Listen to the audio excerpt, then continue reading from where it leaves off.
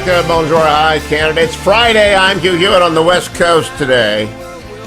I am so glad that you've decided to wake up with me, get to going to work today. I'm so glad that I can be in your ear for a couple hours, 3 hours. It's a Friday, so we do things different. Hillsdale Dialogue coming up in the third hour. All things Hillsdale at hillsdale.edu. In fact, I got Larry Arnn coming in an hour early so we can talk about the Chicago school strike. Today's January 7th, Friday, the day after media orgy over the riot in the Capitol, the very dangerous, very violent riot in the Capitol of a year ago yesterday, which menaced the Vice President, the Speaker, and many people, and will never be downplayed. It was a murderous riot.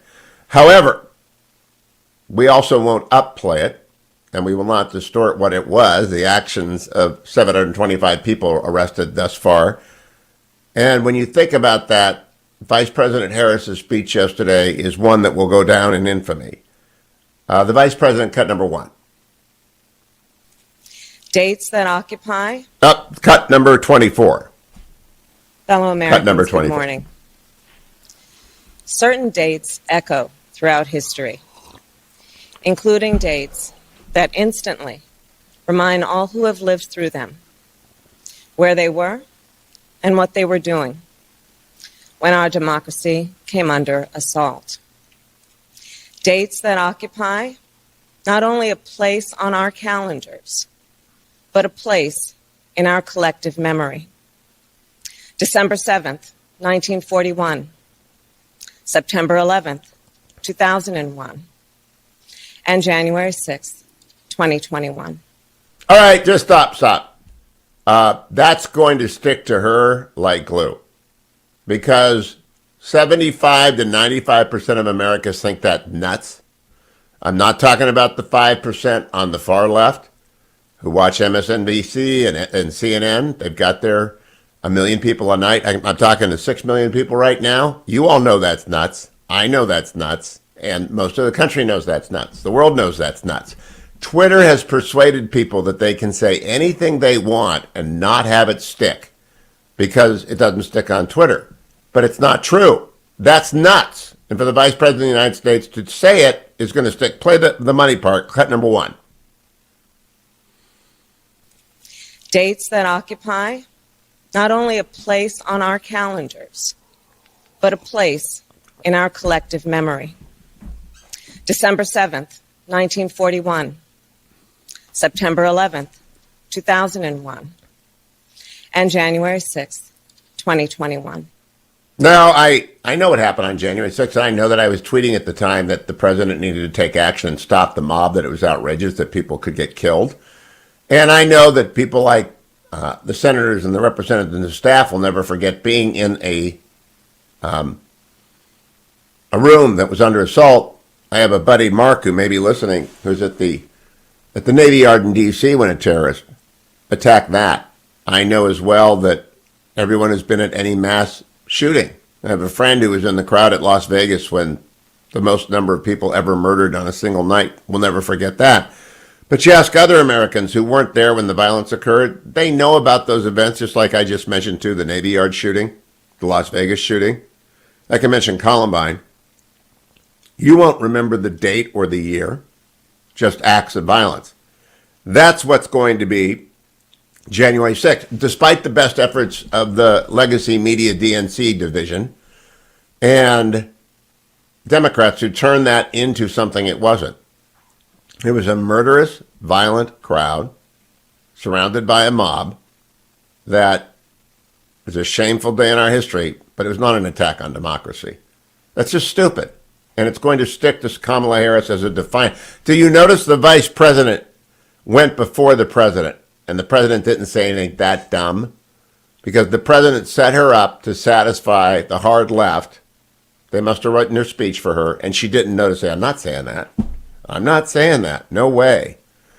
The president got his jibes in at the former president, cut number two. He's not just a former president. He's a defeated former president.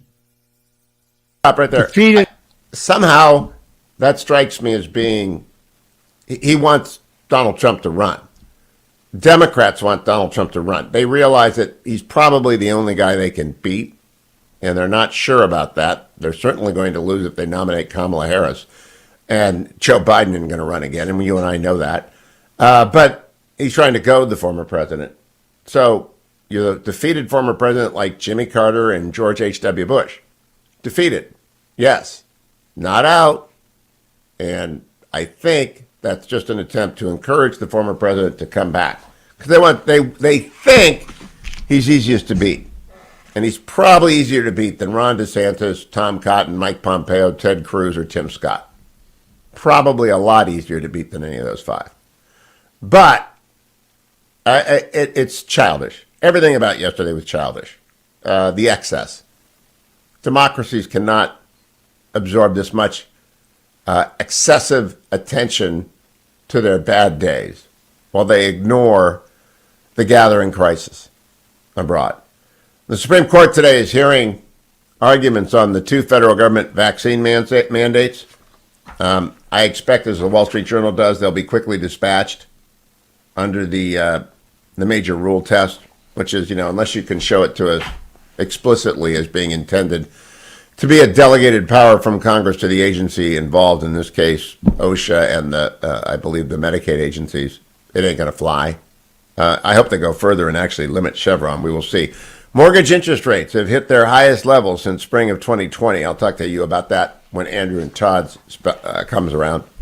No school in Chicago today. Second straight day, the Chicago teachers should be fired. Second straight day, they should be fired. They absolutely should be fired. They haven't been fired. Let me go back, by the way, there's some other audio. Well, let me run very quickly. Remote instruction is bad for mom and dad. Corey DeAngelis and Christos Makarides today wrote that in the Wall Street Journal. Absolute must reading. Police are stepping up the patrol of New York subways, Eric Adams, the new mayor, says. That's very good. Eric Adams continues to impress with common sense, unlike other Democrats. Virginia Democrats aim to block Trump EPA chief, Andrew Wheeler. My son worked for Andrew Wheeler, so I have to disclose that back in the day. Andrew Wheeler is a really smart guy, and I hope he becomes Secretary of Natural Resources. Maybe he needs a deputy. I would like that. I know endangered species, and I think we could take care of a lot of problems together in Virginia. Andrew Wheeler is a smart guy. He came to the Nixon Library and gave the anniversary, the 50th anniversary speech of EPA. Very impressive man. Russia has sent forces to Kazakhstan as Putin loses a little bit of an edge in Ukraine. They are trying to expand their influence, according to the New York Times. Putin's just trying to rebuild the old Soviet Union, not going to work. My favorite story of the day. With beer, rum, and chocolate, Taiwan rallies behind Lithuania in spat with China. That's great.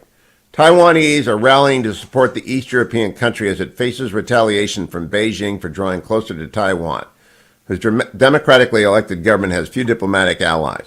With China ramping up pressure on the island, which it regards as its territory, and has threatened to seize by force the Baltic nation of 3 million, which resisted Soviet oppression in the 20th century, has emerged as the champion of Taiwan. Go Lithuania, go Taiwan. Love that story. I want to remind everyone that in August of last year, Reuters, I hold it in my hand, found that there was scant evidence that the U.S. Capitol attack was coordinated. Just want you to know that. I do want you to know I keep track of the latest prosecution level. 725 people have been arrested and prosecuted for the riot at the Capitol. And of those, 75 were charged with using a deadly or dangerous weapon. 140 police officers were victims of the attack. 640 people were charged with entering a restricted federal building or its grounds. 75 were charged with entering a restricted area with a deadly weapon. So I think we got a hardcore group of between 75 and 150 people max. And then we have 600 yo-yos and who are going to pay for it. But really, Kamala Harris, 9/11, really? Pearl Harbor, are you out of your mind? Fire your speechwriters and come right back, America, to the Hugh Hewitt Show.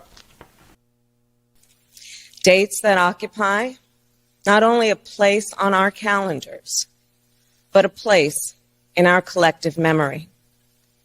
December 7th, 1941. September 11th, 2001. And January 6th, 2021.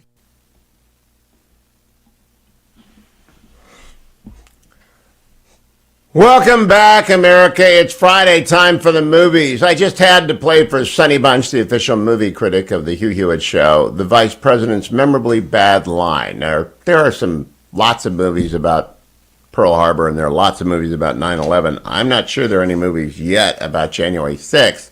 There might be in the future, but Sonny Bunch, when a line is badly delivered, it's memorable and it sticks. What do you think about the vice president's delivery in her comparison, since you're a theater critic, just on a theatrical basis, with 9/11 and Pearl Harbor Day and January 6th?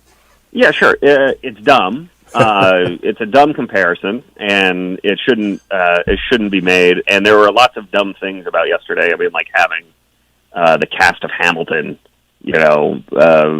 perform in front of live on Zoom for the time, whatever. Idiotic. It's idiotic, and it's dumb. I mean, the simple fact of the matter is, January 6th didn't have to be as bad as 9/11 or Pearl Harbor Day to be very, very bad. And the fact that there are so many Republicans who cannot admit that what happened was very bad. Well, I actually don't think there are many. I don't think there are many Republicans as an actual prime number, as an actual whole number that don't. It was very bad. There were people with murderous intent. They might have killed the vice president and the speaker. There was a riot. People died. And I like to point out, though, people don't remember where they were when the Las Vegas shooting happened, which is the most people killed in a single act of mass violence in United States history by a lone gunman, or Columbine. They don't remember. I mean, there are violent days and terrible days every day. Philadelphia fire yesterday, I think 13 people died. I just wanted to point out that the vice president's poorly delivered line sticks. That when you say something like that, the showmen out there and the political theater people out there and the ad makers don't forget. Now, Sonny, I want to turn. Go ahead. I mean, Hugh. Look, since you bring it up, yes, I agree. Terribly delivered line. There's a reason Kamala Harris is a very, very bad politician who could not get out of the Democratic primary and is going to get slaughtered if she tries to run for president. Like, she's not a very good politician. That's fine. The fact that the only Republicans on the floor of the House during the January 6th commemoration were Liz Cheney and her father, Dick Cheney, who until very recently was pretty beloved by Republicans, is a shocking thing, and looks very bad. No, it's not. It's not shocking. The fact that you have Ted Cruz debasing himself on Tucker Carlson last night. Did you see that? No, I didn't. I'm always asleep by Tucker, but it's not. Wait, Sonny, stop. Time out. I don't want to do a bulwark Hugh Hewitt argument. No. This would be a fun clip to show people him debasing himself on Tucker Carlson, apologizing, groveling for saying that it was a horrible terrorist attack. I mean, it was embarrassing. It's embarrassing for him. It's embarrassing for the party. I want to go back to Liz and the vice president. Nobody beats me in respect for the vice president, who's been my guest many times, and I've been a guest of his, and he's been a guest of mine. He's been in the studio so many times, and Liz Cheney is a friend with whom I have some disagreements about this rump committee, but who was a great voice for freedom for many, many decades. There is no reason to engage in theater if the theater is bad. And I know that you've got colleagues at the Bulwark who obsess on this and think that it is. They won't be as stupid as the vice president. They'll couch it in terms like you did.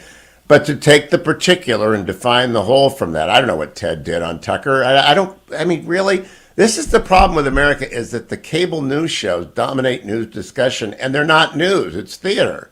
Except for Bret Baier's show. There isn't a news show left in America. And when you have people saying stupid things on both ends of the spectrum, I could spend all day with stupid things said on CNN, MSNBC, and Fox, but I don't. And Sonny, it's not good for the country to focus on stupid things. Well, fine. That's fine. And I agree with that. And, Kamala Harris said a stupid thing. And lots of people said stupid things. Again, it doesn't really matter to me if people compare it to 9/11. What matters to me is the fact that Donald Trump puts out a statement, saying, I actually won the election. Well, that's wrong. He did not win the election. I asked. And the fact that so few Republicans will say, no, Donald Trump, you didn't Sonny, win the election, but not is bad. No, not that few Republicans. You don't find any Republican saying he won. I mean, you do not find a single senator saying that Donald Trump won. Not one. You don't find a single elected member. They managed the political fallout from January 6th with their own party's interest in mind. But both sides of both the Never Trump and the always Democratic side attempt to turn a bad day. Excuse my voice; it's shot this morning. I've been screaming at the Browns all week, and they try and take a bad day and turn it into a historic occasion of doom. And I just think it's stupid, and that normal people should say both sides of pox on your house, both extremist sides, the Never Trumpers and the always Trumpers. There are two sides, and they're both bad. I don't think they're equally bad, Hugh, because, I mean, look, I am a Never Trumper, and I am very, very comfortable. You're not a Never Trumper. You hang out with Never Trumpers. You're not a Never Trumper. We can discuss what a Never Trumper is another time, maybe. But, again, if we're talking about political theater, like, I tweeted this yesterday. Look, the thing I remember about January 6th is coming out of a podcast booth and seeing an insane number of people, trying to scale the walls of the Capitol complex. Terrible day. Oh my God, this is horrible. What is happening? There's a literal riot going on in Capitol Hill. And exactly correct. I've never seen anything like this before. It was historic, Hugh. Exactly. I don't argue. Exactly correct. Here's how you tell if you're a Never Trumper, Sonny.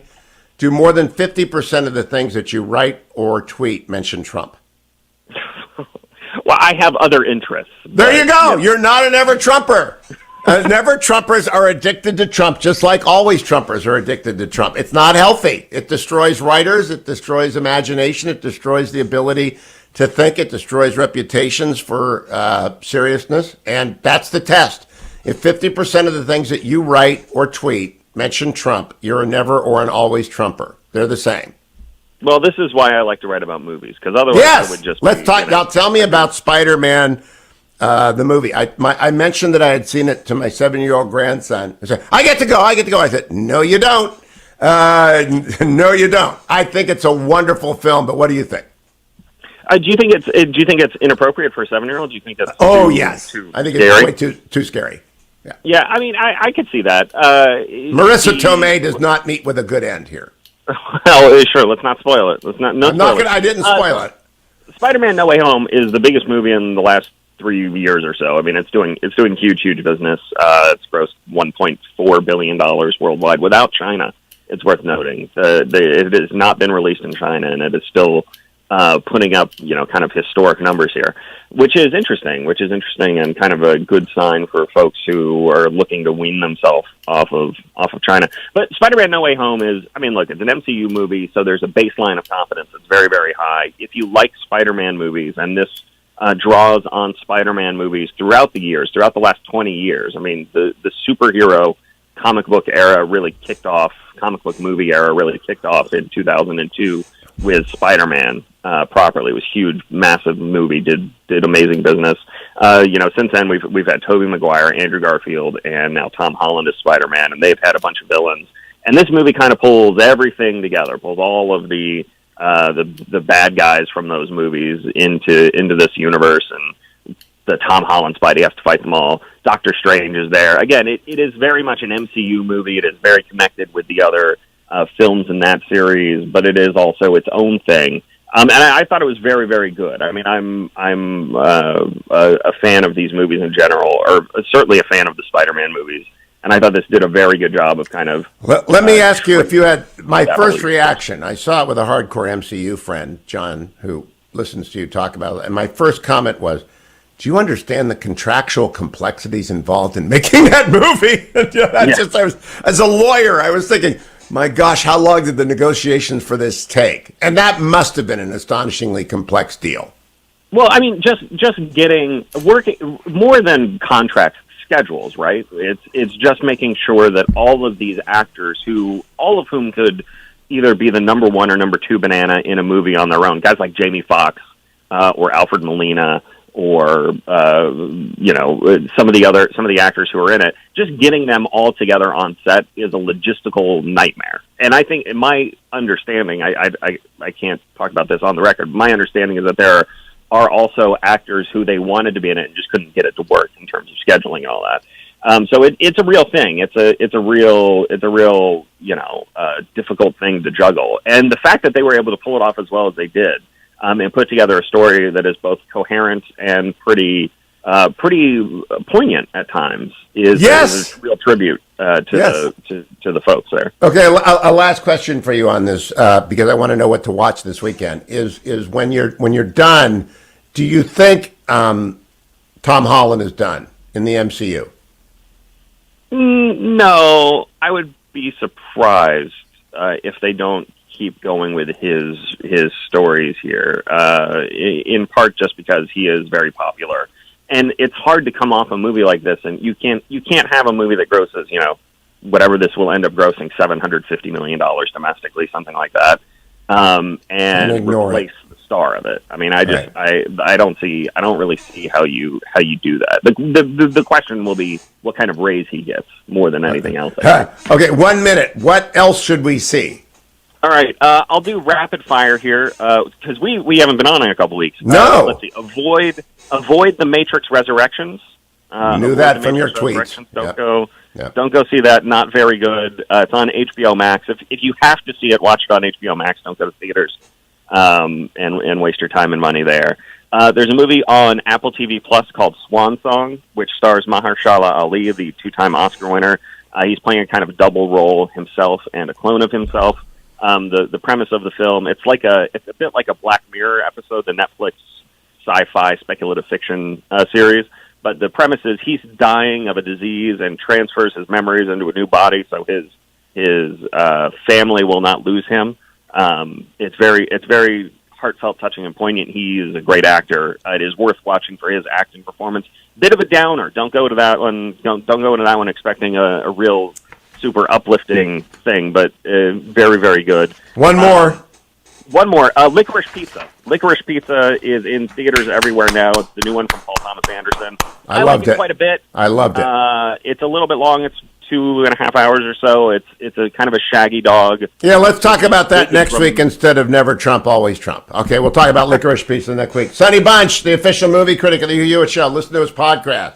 Across the movie aisle, and the bulwark goes to the movies. Thank you, Sonny. Welcome back, America. It's Hugh Hewitt to my new affiliates in Oklahoma City and Charleston, West Virginia, and the Delaware suburbs of Philadelphia, Palm Springs. Every Friday, I do a little bit of sports with Doug Lesmerises of Cleveland.com. He is the host, along with Shahan Jayaraja, of the College Football Survivor Show podcast. And the College Football Survivor Show podcast is really the best podcast about college football out there. Good morning, Doug. Happy New Year to you. Same to you, Hugh. Now, I listened to you and Shahan talk about the national championship game coming up, and you did your best to make me interested in this game. But I still think Alabama's going to myrtleize Georgia again. So how do you what do television executives do to persuade themselves that Georgia isn't going to get myrtleized again? Yeah, it's hard. I mean, it is hard, Hugh, because Georgia's best players are on defense. They don't have, like, the superstar quarterback that you often see in a game like this. And they're going up against a legend. And in a game like this, I mean, Georgia recruits, Hugh, almost at the same level that Alabama does. But you watch what Nick Saban does at Alabama in situations like this, and you figure, like, he probably has a plan, Hugh. He's gotten this far. He's got a plan. Yeah. So it's a little bit of a tough sell when Alabama went out and beat Georgia a month ago. How do you think family vacations are in the Saban family? You think that they have like 5 minutes of unscheduled time a day? I mean, one of the defining characteristics to me, I think, of Nick Saban in this era when he's won 6 national titles at Alabama is the moments when he's hoisting a national championship trophy, and you can sort of see on his face that he's like thinking about what's next. Yeah, he's right? Belichick, but without the bellicosity. So. Yeah. Doug, I want to switch. It's a great podcast. People should go get the College Football Survivor Show podcast on the national championship game because it will give you as interesting a look at at next week's game as possible. I have to ask you about one of your colleagues and one of my favorite writers, Mary Kay. What's wrong with Baker? Honest to goodness, Mary Kay is being his biggest supporter. I listen to every Orange and Brown podcast, literally every one. She's his biggest supporter in Cleveland. She writes a story that says he might be done, and he goes ballistic, and then we get Deshaun Kaiser, and, I mean, we got half the jersey coming after her. It's just not fair. Yeah, it's tough. I mean, Hugh, you know it. Within the media, the people that you cover have a right to critique what you say and give their side of it. I did think, when Baker Mayfield tweeted about something Mary Kay wrote, I did think it got unnecessarily personal. Yeah. I do think with Baker Mayfield. Oops, we dropped. Go ahead.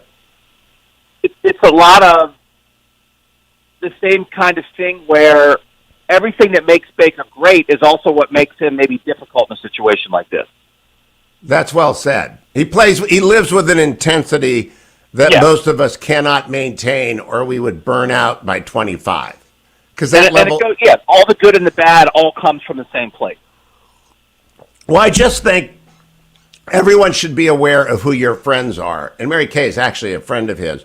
Now, let's go into what happens to College Football Survivor Show. You can't stop this for 5 months. What are you going to do? Because I'm now addicted to my regular podcast after my political work is done. What are you and Shahan going to do after this game? You'll critique the game, obviously. Then what? Yeah, we would like to delve into the playoff, I think, Hugh. So Shahan is very enthusiastic about it, which is great because we want to keep it going. We would like to try to interview people who have been members of the College Football Playoff Committee, how their thinking works, how that process works. I think we'd like to dive into, some of the best and worst things in the 8-year history of the playoffs so far. And then we'll start analyzing, again, the current college football programs, who's set up to really be a playoff contender and who's not. There was such change this offseason, Hugh, that I think we can really reevaluate some of the best programs at the top. From Notre Dame to LSU to USC to Oklahoma, all these programs that are changing and trying to see, hey, are they positioning themselves to make a run in this new era? Yes, USC Resurrection is going to be a great movie. Let me ask you, last question, Doug Lesmerises. If you could go back, know what you know now, to the beginning, the last meeting of the College Football Playoff Committee, give them all the data, which 4 teams would they choose if they wanted the best games among the best teams to represent college football in the semifinals? Yeah, it's one of those things. I do think we've entered this era, Hugh, where the semifinals have not been very competitive. I think that's more about this year that Bama and Georgia maybe were just a cut above everybody else. I do think Ohio State's offense had a chance to match up better. I thought Michigan just got caught in a bad matchup against Georgia. So you have to throw on Georgia. Ohio State would have had a chance to do that, but man, Ohio State's defense didn't really stop anybody good this year. No, it would have been a scoring machine. Utah would have been better than Michigan. I actually think maybe Utah and Ohio State, they put on a show, they would have been good victims for Georgia and Alabama. Yeah, I think that's possible. And I thought Cincinnati in some ways did play pretty well against Alabama. They just couldn't throw the ball, and that was a problem. Yeah, you got to have some offense if you're going to play with the big boys. Doug Lesmerises, the College Football Survivor Show podcast. Can't recommend it high enough. We'll talk about the National Football Championship game next week at this time. Follow him on Twitter at Doug Lesmerises. Go to cleveland.com for all of his podcasts. And don't forget the College Football Survivor Show podcast. Don't go anywhere, America. I'm Hugh Hewitt. Welcome, everybody. I have Dr. Larry Arnn. He's coming back next hour with Stephen Smith to talk about Henry IV, Part 1. But I asked him to come in early to talk about the Chicago school strike, where every Chicago teacher has voted not to work despite the demand that the school district come in, despite the declaration of the mayor that there is no danger to the teachers and that they have to have schools open. I am convinced, Larry Arnn, and you've been in education a long time, that a tipping point has been reached about public education. Do you sense that in America after 2 years of the pandemic? You've kept Hillsdale open, your kids are coming back to school, but what do you think about public education? We did the charter school program together in December, and we heard a lot of this, but now I'm just convinced this is going to be a tipping point. Well, the spirit of it. This is a product of the spirit that is developed in public education and everywhere else in government, right? There's many things that are vital and great about public education, and it stems from the American Revolution.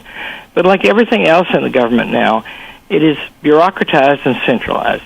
Bureaucratized means complex rules made by experts very far from the scene of action, and centralized means ultimate control is in big government, in the states and in the federal government. So, and one of the effects of that is the people who work in the public schools, you know, the great teachers in the public schools are often disaffected because they don't get a chance to teach. And they obviously don't have the spirit that we're here to serve these students. And what a terrible thing for a teacher not to think that.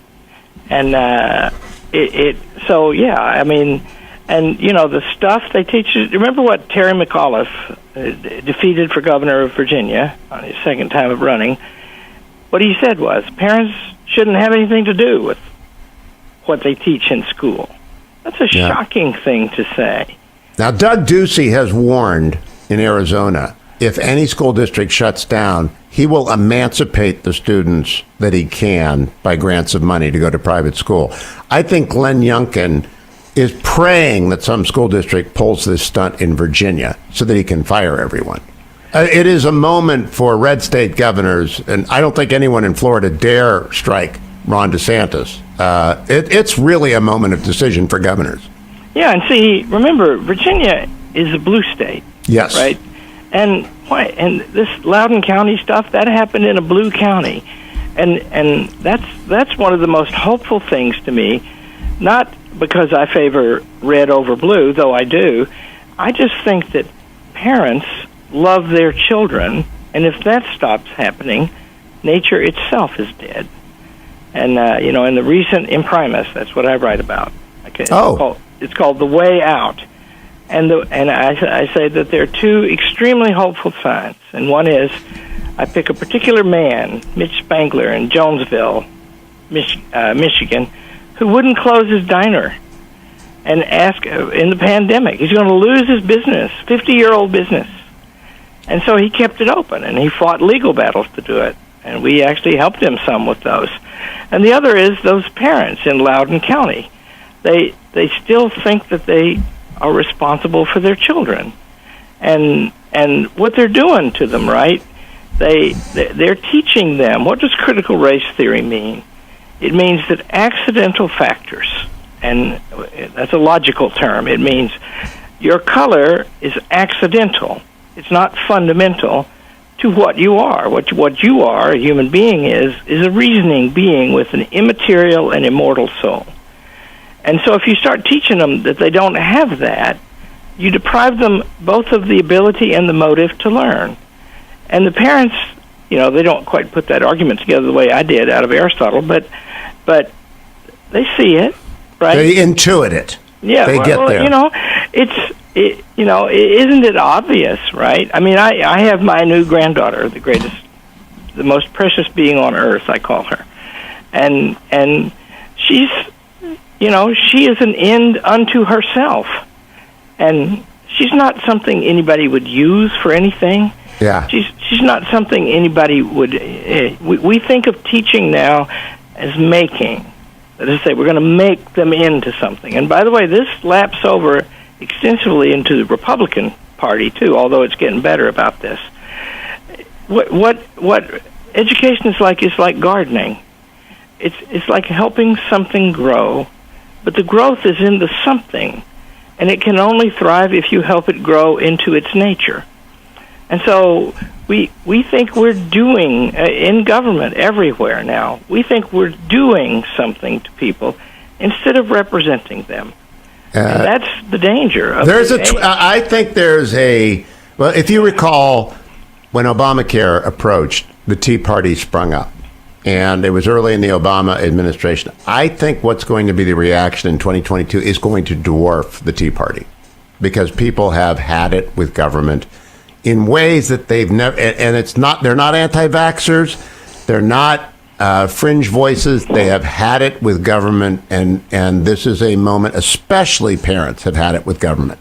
Yeah, and see, why is the last run at the filibuster to get an election bill passed, right? I think that's testimony to the likelihood of what you just said. They're afraid. Oh, yes. And, it won't, look, if you try to run a regime in which you live people's lives for them, a regulation for everything, your business operated and your job on sufferance from the government from day to day, constantly interfered with, and the authority of parents over children constantly interfered with, people are not going to like that.